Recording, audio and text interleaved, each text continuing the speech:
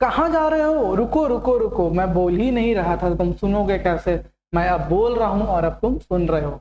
यही तो है साउंड। मतलब साउंड एक एनर्जी का फॉर्म है जिसकी वजह से हम सुन पाते हैं। हम क्या, दुनिया का हर अर्थ पे प्रेजेंट हर लिविंग थिंग्स वो उसी साउंड की वजह से सुन पाता है। तो साउंड एक एनर्जी का फॉर्म है जो कि अपने हम लोग को सुनने का क्या देता है, सेंसेशन देता है। तो बेसिकली साउंड को हम लोग डिफाइन कैसे करेंगे, तो साउंड को हम लोग कैसे डिफाइन कर ही सकते हैं, sound is a form of energy which gives us sensation to hear. और दूसरे तरीके से हम कैसे डिफाइन कर सकते हैं, sound is a form of energy and pressure wave. Pressure wave बोलने का मतलब क्या है कि जब साउंड जब एक जगह से दूसरे जगह जा रहा होता है तो वो प्रेशर डिफरेंस क्रिएट करता हुआ जा रहा होता है। इसीलिए हम लोग साउंड को कैसा वेव बोलते हैं, हम लोग प्रेशर वेव भी बोलते हैं। ठीक है, हम लोग आगे पढ़ेंगे कि high pressure region, low pressure region, उस तरीके से साउंड एक जगह से दूसरे जगह जाता है। तो sound is a form of energy and pressure wave which can be transmitted through any medium like solid, liquid and gas। मतलब कि वो किसी भी सॉलिड, लिक्विड और गैस मीडियम से क्या कर सकता है, वो ट्रैवल कर सकता है। ठीक है, branch of physics that deals with the study of sound. तो फिजिक्स का वो ब्रांच जो कि साउंड से रिलेटेड सारे फैक्ट्स को स्टडी करता है, उस पार्टिकुलर ब्रांच को हम लोग क्या बोलते हैं, एकॉस्टिक बोलते हैं। और वो इंजीनियरिंग जो कि साउंड से, जैसे कोई अगर इंजीनियरिंग को परस्यू करना चाहता है इन साउंड, मतलब कि वो पूरा टेक्निकली पूरा एकदम साउंड को अच्छे से अंडरस्टैंड करना चाहता है, तो उस इंजीनियरिंग को हम लोग बोलते हैं साउंड इंजीनियरिंग।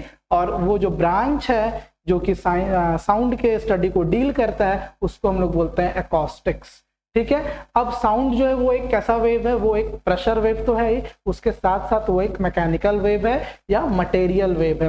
मैकेनिकल वेव बोलने का मतलब क्या है कि ऐसा वेव जिसको ट्रांसफर होने के लिए, जिसको ट्रैवल होने के लिए मीडियम चाहिए होता है, उसको हम लोग क्या बोलते हैं, मैकेनिकल वेव बोलते हैं। ठीक है, तो वैसा वेव जिसको ट्रैवल होने के लिए मीडियम नहीं चाहिए होता है उसको हम लोग कैसा वेव बोलेंगे, उसको हम लोग इलेक्ट्रोमैग्नेटिक वेव बोलेंगे।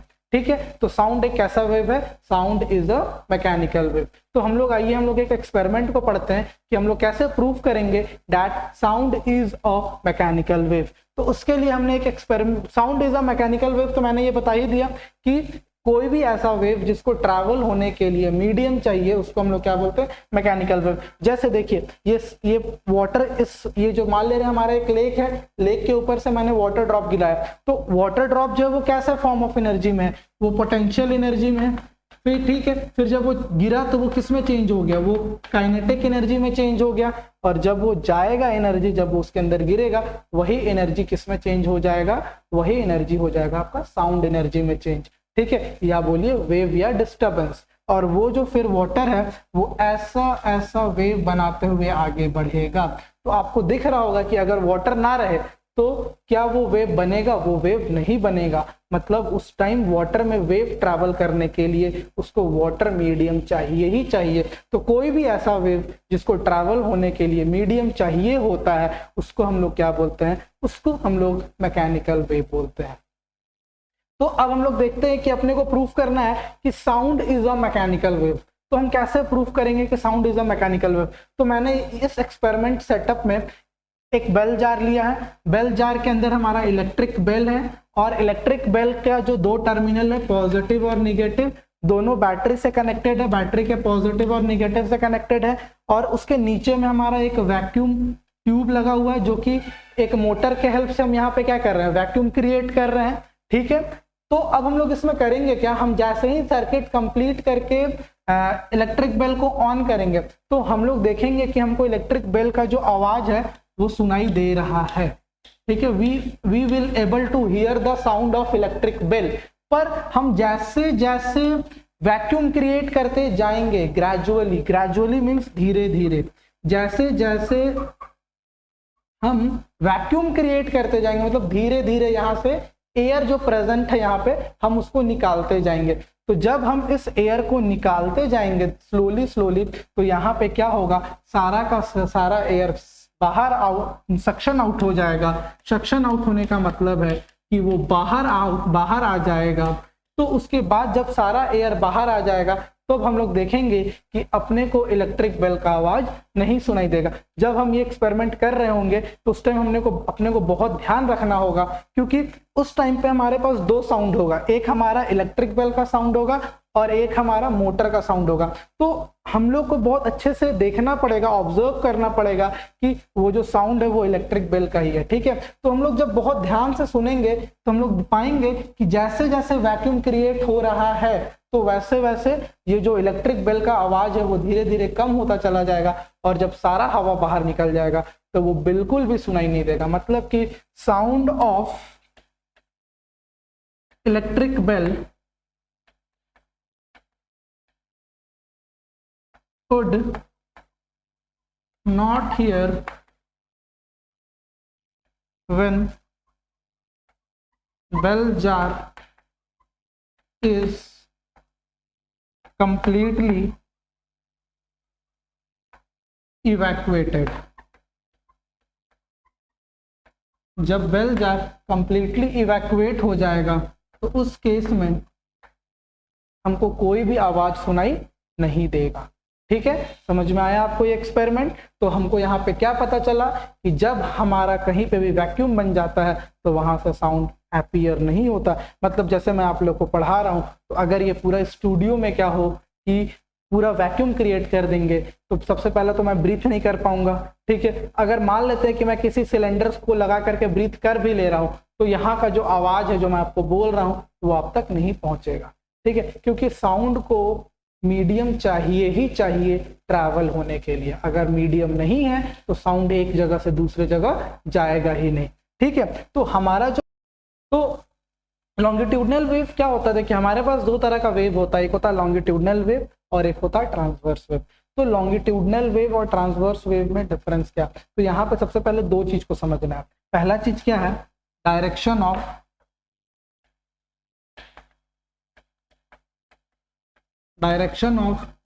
वाइब्रेशन ऑफ पार्टिकल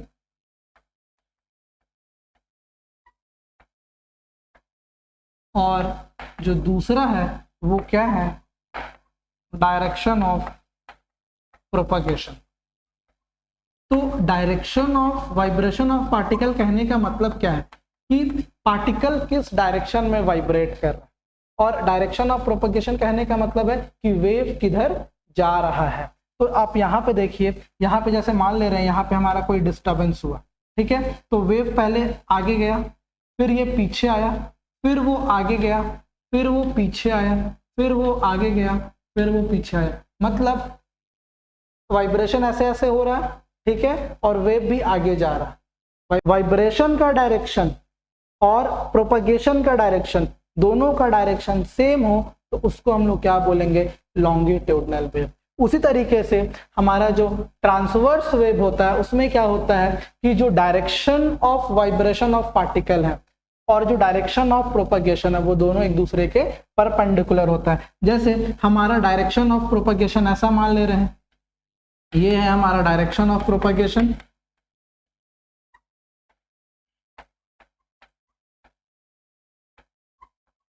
और जो पार्टिकल वाइब्रेट करेगा वो इसके परपेंडिकुलर वाइब्रेट करेगा, ठीक है। तो इसको हम लोग क्या बोलेंगे? इसको हम लोग बोलेंगे ट्रांसवर्स वेव। जैसे मान लेते हैं कि ये देखिए, ये ऐसे ऐसे ऐसे ऐसे गया, तो ये हमारा मान लेते हैं ये हमारा एक सिस्मिक वेव का एग्जांपल है। सिस्मिक वेव होता क्या है? जो हमारे अर्थ के अंदर जो प्लेट्स होते हैं उसमें जो वेव क्रिएट होता है उसी को हम लोग क्या बोलते हैं? Seismic wave. तो सिस्मिक वेव जो है वो एक ट्रांसवर्स वेव है और वो एक मैकेनिकल वेव भी है, क्योंकि इसको भी ट्रैवल होने के लिए क्या चाहिए होता है? मीडियम चाहिए होता है, ठीक है। तो देखिए जैसे ये ऊपर नीचे ऐसा वाइब्रेट कर रहा है तो वाइब्रेशन का डायरेक्शन तो ऊपर नीचे है, लेकिन वो जा किधर रहा है? वो जा आगे की तरफ रहा है। मतलब वाइब्रेशन जो है वो प्रोपगेशन से क्या है? परपेंडिकुलर है। तो ऐसे वेव को हम लोग क्या बोल सकते हैं? ऐसे वेव को हम लोग ट्रांसवर्स वेव बोलेंगे। तो ऐसा वेव जिसमें direction of vibration of particle जो है वो परपेंडिकुलर है डायरेक्शन ऑफ प्रोपगेशन से, तो उसको हम लोग बोलते हैं ट्रांसवर्स वेव।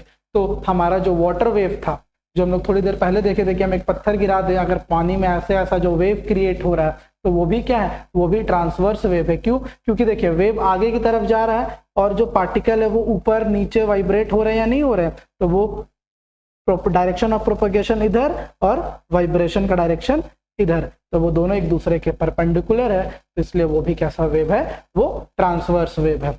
तो साउंड कैसा प्रोपगेट करता है, जैसे मान ले रहे हैं मैं अभी बोल रहा हूँ या कोई सुन रहा है, सॉरी, या किसी भी डिवाइस से आवाज निकल रहा है, तो साउंड एक जगह से निकल के दूसरी जगह कैसे जाता है। तो जैसे मान ले रहे हैं हमारा एक स्पीकर है, उससे आवाज निकला, तो उसके चारों तरफ जो एयर मॉलिक्यूल होगा वो सारा एयर मॉलिक्यूल क्या होगा, वाइब्रेट करेगा, मतलब वो एनर्जी गेन कर लेगा वो स्पीकर की वजह से। फिर जब वो स्पीकर से की वजह से वो जो पार्टिकल वो एनर्जी गेन कर लेगा, तो वो आगे की तरफ जाएगा और वो अपने आगे वाले पार्टिकल को क्या करेगा, वो अपने आगे वाले पार्टिकल को पुश करेगा, और जब वो अपने आगे वाले पार्टिकल को पुश करेगा तो उसका आगे वाला पार्टिकल क्या कर लेगा, एनर्जी गेन कर लेगा, तो पीछे वाला पार्टिकल पुश करके वापस अपनी जगह पर आ जाएगा। सिमिलरली वो उसके आगे वाले पार्टिकल को पुश करेगा, फिर वो वापस आ जाएगा, फिर वो उसके आगे वाले पार्टिकल को पुश करेगा, फिर वापस आ जाएगा, और ये प्रोसेस चलता रहेगा।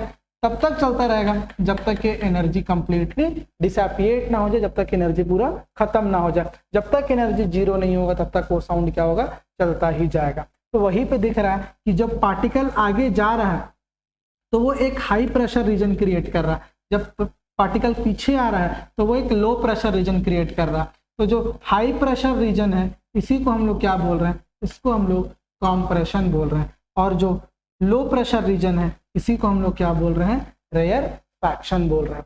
मतलब जब साउंड ट्रैवल करता है तो प्रेशर डिफरेंस क्रिएट करता हुआ जाता है। तो जब हाई प्रेशर होता है तो वो होता है हमारा कॉम्प्रेशन, और जब हमारा लो प्रेशर रीजन होता है तो वो होता है रेयरफैक्शन। तो ये जो कॉम्प्रेशन होता है इसमें एयर का जो डेंसिटी होता है वो भी ज्यादा होता है, और ये जो एयर रेयरफैक्शन होता है इसमें जो एयर का डेंसिटी होता है वो क्या होता है, कम होता है। तो इस तरीके से साउंड एक जगह से दूसरी जगह क्या करता है, ट्रैवल करता है।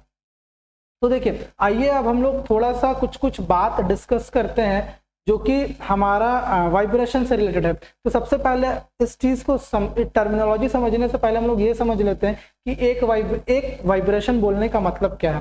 ठीक है, तो जैसे मान ले रहे हैं कि हमारा कोई पार्टिकल वाइब्रेट कर रहा है, ठीक है, तो पार्टिकल मान ले रहे हैं अपने मीन पोजीशन पर है, मीन पोजीशन से वो अपने एक एक्सट्रीम पोजीशन पे गया, मतलब जैसे मान ले रहे हैं ये पेन को हम वाइब्रेशन में सेट किए तो ये आगे की तरफ गया, ठीक है, और ये आगे का अपना मैक्सिमम डिस्टेंस ट्रेवल किया और फिर ये वापस आया।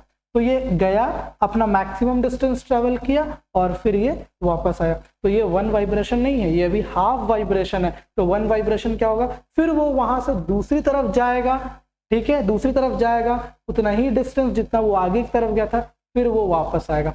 तो ये जो हुआ, जाना आना फिर दूसरी तरफ जाना फिर आना, इसको हम लोग बोलते हैं वन वाइब्रेशन।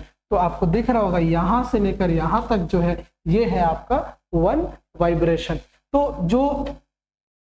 जो ऊपर का जो पॉजिटिव एक्सट्रीम डिस्टेंस होता है उसको हम लोग बोलते हैं क्रेस्ट, और नीचे वाले को बोलते हैं ट्रफ, ठीक है। तो ये जो डिस्टेंस है maximum distance, this maximum distance, इसको हम लोग क्या बोलते हैं, एम्पलीट्यूड, इसको हम लोग बोलते हैं एम्पलीट्यूड। मतलब एम्पलीट्यूड को अगर अपने को डिफाइन करना हो तो एम्पलीट्यूड होता क्या है, amplitude is the maximum distance of the particle on the either side of the vibration is called amplitude. मतलब किसी भी एक तरफ जो पार्टिकल का मैक्सिमम डिस्प्लेसमेंट होगा उसी को हम लोग क्या बोलेंगे, एम्पलीट्यूड। तो अब ये जो मैं ग्राफ बना रहा हूं ये दो तरीके से बन सकता है, एक बन सकता है हमारा डिस्प्लेसमेंट डिस्टेंस ग्राफ और एक बन सकता है हमारा डिस्प्लेसमेंट टाइम ग्राफ। तो डिस्प्लेसमेंट टाइम ग्राफ होता क्या है, जब हम y एक्सिस पे डिस्प्लेसमेंट ले और x एक्सिस पे हम टाइम ले तो ये जो ग्राफ बनेगा वो हमारा displacement distance graph, displacement time graph बनेगा। मतलब जैसे जैसे पार्टिकल वाइब्रेट्स, पार्टिकल का वाइब्रेशन को मैंने y एक्सिस पे ले लिया और जैसे जैसे टाइम बीत रहा उसको मैंने x एक्सिस पे ले लिया। तो अब देखिए, अब ये जो एक वाइब्रेशन कंप्लीट हो रहा है, इस टाइम जो टाइम लग रहा है इसी को हम लोग डिफाइन करते हैं टाइम पीरियड। मतलब एक वाइब्रेशन में जो टाइम लगा इसी को हम लोग डिफाइन कर रहे हैं time period. Time required to complete one oscillation is called time period, ठीक है। उसी तरीके से देखिए, अगर हम लोग displacement distance displacement distance graph ले रहे हैं तो हम लोग वाई एक्सिस पे डिस्प्लेसमेंट को ले रहे हैं और एक्स एक्सिस पे डिस्टेंस को ले रहे हैं। तो ये पार्टिकल जैसे जैसे वाइब्रेट कर रहा होगा तो वो आगे की तरफ चल रहा होगा, तो जब वो आगे की तरफ उसका वाइब्रेशन ट्रैवल कर रहा है तो उसको हम लोग डिस्टेंस बोल रहे हैं, ठीक है। और वो जो पार्टिकल का वाइब्रेशन हो रहा है उस सेंस में हम लोग उसको डिस्प्लेसमेंट बोल रहे हैं। तो मैंने डिस्प्लेसमेंट को वाई एक्सिस पे लिया है और उसके डिस्टेंस को मैंने एक्स एक्सिस पे लिया है। तो जो ये जो एक वाइब्रेशन में जो वो वेव डिस्टेंस ट्रैवल करेगा ये वाला, इसी को हम लोग बोलेंगे वेवलेंथ। मतलब distance travelled in one vibration is called wavelength और time taken in one vibration is called time period. तो हम लोग देख चुके हैं कि टाइम पीरियड क्या होता है कि एक ऑसिलेशन में जो टाइम लग रहा है, एक ऑसिलेशन में जो हमारा टाइम लग रहा है इसी को हम लोग क्या बोल रहे हैं, टाइम पीरियड। यही होगा हमारा टाइम पीरियड। और टाइम पीरियड का ऐसा यूनिट क्या होता है, टाइम पीरियड का ऐसा यूनिट जो होता है वो सेकंड होता है। जब तो वेवलेंथ क्या होता है, जब भी कोई वेव जो एक वाइब्रेशन में जो डिस्टेंस ट्रैवल करेगा, distance travelled by the wave in one vibration, उसी डिस्टेंस को हम लोग क्या बोलेंगे, वेवलेंथ बोलेंगे। इसका SI यूनिट क्या होता है, मीटर होता है। और इसको हम लोग किस लेटर से डिनोट करते हैं, ये जो लेटर होता है वो होता है आपका लैम्डा, LAMBDA, लैम्डा, ठीक है। और यहां पे अगर ग्राफ में देखेंगे तो लैम्डा क्या है, यही है आपका लैम्डा, ठीक है। तो डिस्प्लेसमेंट डिस्टेंस टाइम ग्राफ में अपने को एक्स एक्सिस पे लैम्डा मिलता है और डिस्प्लेसमेंट टाइम ग्राफ में अपने को एक्स एक्सिस पे टाइम पीरियड मिलता है। तो इस बात का और एक ध्यान रखना है कि ये जो टॉप मोस्ट पॉइंट है इसको मैं क्या बोल रहा हूँ, क्रेस्ट, और इस पॉइंट को क्या बोल रहा हूँ, ट्रफ।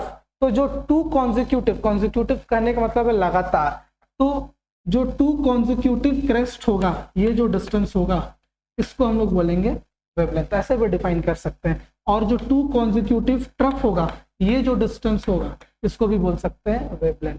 मतलब distance between two consecutive crest और two consecutive trough is called wavelength, ठीक है। नेक्स्ट जो है हमारा वो है फ्रीक्वेंसी। तो फ्रीक्वेंसी बेसिकली होता क्या है कि टाइम पीरियड होता है कि एक ऑसिलेशन में कितना टाइम लग रहा है, और फ्रीक्वेंसी होता है कि एक सेकंड में कितना ऑसिलेशन होता है। मतलब number of oscillation in 1 second is called frequency. तो इसका ऐसा यूनिट जो होता है वो हर्ट्ज होता है, ठीक है। और इसको हम लोग डिनोट करते हैं म्यू से, ऐसा वी की तरह ऐसे लिखते हैं फ्रीक्वेंसी को, और बहुत जगहों पर ये एन भी लिखा होता है, लेकिन आइडियली हम लोग म्यू से ही डिनोट करते हैं, ठीक है।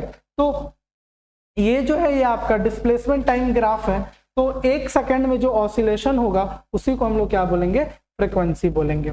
तो हमारा जो नेक्स्ट है कि फ्रीक्वेंसी और टाइम पीरियड के बीच में क्या होता है, तो हम लोग देख रहे हैं कि जो फ्रीक्वेंसी है, frequency is defined as the number of oscillation in 1 second. उसी तरीके से अगर हम लोग टाइम पीरियड को डिफिनेशन को देखें तो हम लोग टाइम पीरियड को कैसे डिफाइन कर रहे हैं, the time taken to complete one oscillation is called time period. तो ये दोनों एक दूसरे का क्या होता है, रेसिप्रोकल होता है। फ्रीक्वेंसी इज इक्वल टू क्या हो जाएगा, क्योंकि हम फ्रीक्वेंसी में टाइम को यूनिट कर रहे हैं तो हम वहां पर टाइम से डिवाइड करेंगे। टाइम पीरियड में हम वाइब्रेशन को यूनिट कर रहे हैं तो हम किससे डिवाइड करेंगे, वाइब्रेशन से डिवाइड करेंगे। मतलब frequency is equal to number of vibration by time taken, और time period is equal to time taken by number of vibration. तो फ्रीक्वेंसी इज इक्वल टू क्या हो जाएगा, रेसिप्रोकल ऑफ टाइम पीरियड। मतलब frequency और time period एक दूसरे का क्या होता है, रेसिप्रोकल होता है। तो फ्रीक्वेंसी का एक और यूनिट हो सकता है 1/सेकंड। मतलब हर्ट्ज के साथ साथ पर सेकंड जो होता है वो भी फ्रीक्वेंसी क्या क्या होता है, ऐसा यूनिट होता है, ठीक है। सिमिलरली देखिए कि स्पीड ऑफ वेव क्या होगा। तो जो भी वेव एक सेकंड में जो डिस्टेंस ट्रैवल करेगा, वेव जो एक सेकंड में distance travel by the wave in 1 second is called the speed of wave. मतलब एक सेकंड में जो एक सेकंड में जो वेव ने डिस्टेंस ट्रैवल किया है उसी को हम लोग बोलेंगे स्पीड ऑफ वेव। तो हम लोग जानते ही हैं कि स्पीड इज इक्वल टू क्या होता है, speed is equal to distance by time. तो तो speed is equal to distance by time. तो अगर हम बात करते हैं एक ऑसिलेशन की, तो वेव एक ऑसिलेशन में कितना डिस्टेंस जा रहा है, लैम्डा, और एक ऑसिलेशन में उसको टाइम कितना लग रहा है, टाइम पीरियड। मतलब स्पीड को हम लोग क्या लिखेंगे, lambda by T, wavelength by time. तो जो हमारा वेवलेंथ बाई टाइम है वही हमारा स्पीड है, और 1/t को भी हम लोग थोड़ी देर पहले क्या लिख सकते थे, फ्रीक्वेंसी लिख सकते थे। तो जो स्पीड हो जाएगा वो आपका क्या हो जाएगा, frequency into wavelength. That means product of frequency and wavelength is equal to the speed of the wave. और ये सारे वेव के लिए क्या है, एप्लीकेबल है कि जब हम उसके फ्रीक्वेंसी और वेवलेंथ को मल्टीप्लाई कर देते हैं तो हमको उसका स्पीड मिल जाता है। तो हमारा जो नेक्स्ट वीडियो होगा वो हमारा दूसरे क्वालिटी ऑफ साउंड पे या फिर दूसरे प्रॉपर्टी ऑफ साउंड पर होगा। और अगर आपको ये अच्छा लगा वीडियो तो अपने दोस्तों को शेयर कीजिए, और अगर कोई डाउट है तो कमेंट कीजिए। Thank you.